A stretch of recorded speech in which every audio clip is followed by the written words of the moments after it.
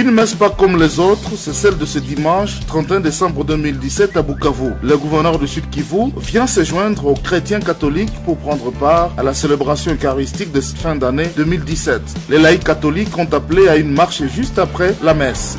Dans son homélie, l'officiant du jour, Monseigneur François-Xavier Maroy, a marqué ses distances vis-à-vis de l'initiative des laïcs catholiques. Le gouverneur Claude Nyamugabo s'est aussi adressé aux fidèles présents à qui il a demandé de se préoccuper plus du développement du Sud Kivu qu'autre chose.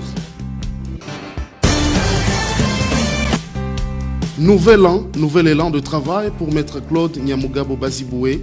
Le gouverneur du Sud Kivu l'a démontré en déployant plusieurs activités. D'abord, au culte pour remercier le bon Dieu de lui prêter encore le souffle de vie et l'implorer de l'aider à construire le Sud Kivu et instaurer la paix dans toute la province.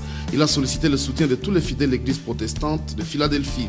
Puis, 2 visites de réconfort et de soulagement. D'abord, à la maternité du centre de santé de Mouressa, en territoire de Cabaret. Objectif, partager la fête de Nouvel An avec des femmes internées à la maternité de ces lieux. Des pagnes leur sont offerts en guise de cadeaux de fin d'année. Les frais de maternité sont payés cash par le gouverneur de province. Ces femmes sont rentrées dans leur maison. Même geste à la maternité de l'hôpital général de référence de Mouressa à Miti, toujours à Cabaret. La population est heureuse de voir un fils de la province réunifier les familles pour fêter la fin d'année et le Nouvel An.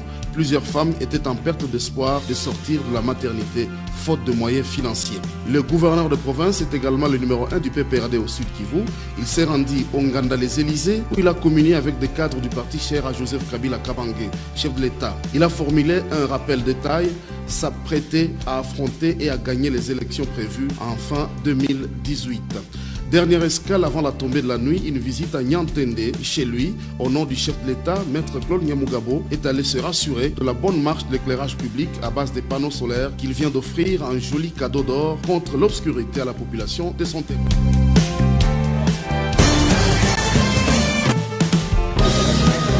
Des motos pour assurer la mobilité des agents de la direction provinciale de mobilisation et d'encadrement des recettes. En remettant les clés de ces engins roulants au ministre provincial des Finances, le gouverneur du Sud Kivu, Maître Claude Nyamugabo, tient à voir la DPMR renflouer les caisses de la province afin de donner au gouvernement provincial le moyen de sa politique. Le gouverneur a constaté non sans regret que cette régie financière provinciale ne s'acquitte pas totalement de ses obligations de maximisation de recettes.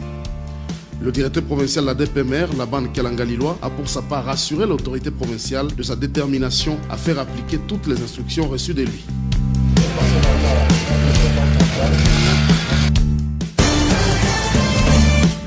À ces anciens combattants, la patrie tout entière reconnaissante et le Sud Kivu n'a pas dérogé à la règle.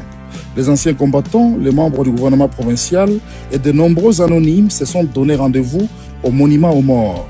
Honneur de la police nationale congolaise et salutations aux personnalités présentes ici sur les lieux de la cérémonie.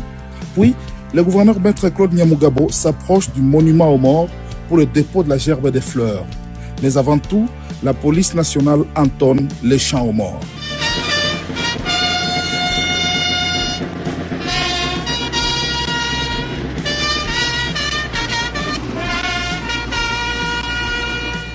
C'est le tour du gouverneur du Sud Kivu de déposer sa gerbe de fleurs dans une attitude de recueillement.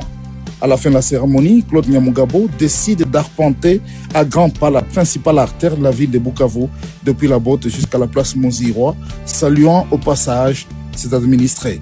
Nombreux sont venus se joindre à lui pour une marche de santé en cette journée des martyrs de l'indépendance.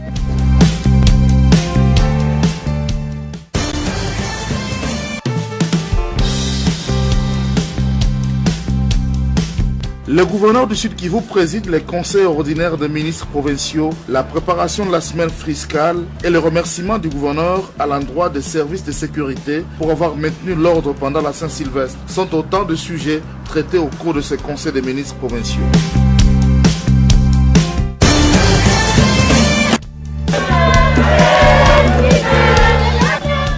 Les habitants de Nyantende se sont depuis les petites heures de la matinée donné rendez-vous à l'endroit où le stade moderne sera construit.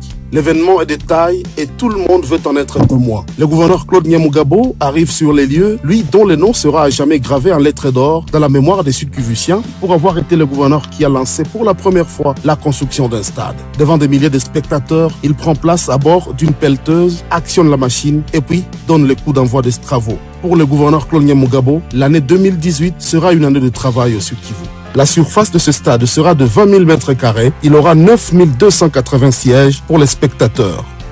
La compagnie Sino Hydro 14, qui construira l'ouvrage, entend utiliser une main-d'œuvre locale. La population applaudit des deux mains l'initiative qui tombe à point nommé car Bukavu n'avait plus de stade que de nom, le stade de la Concorde.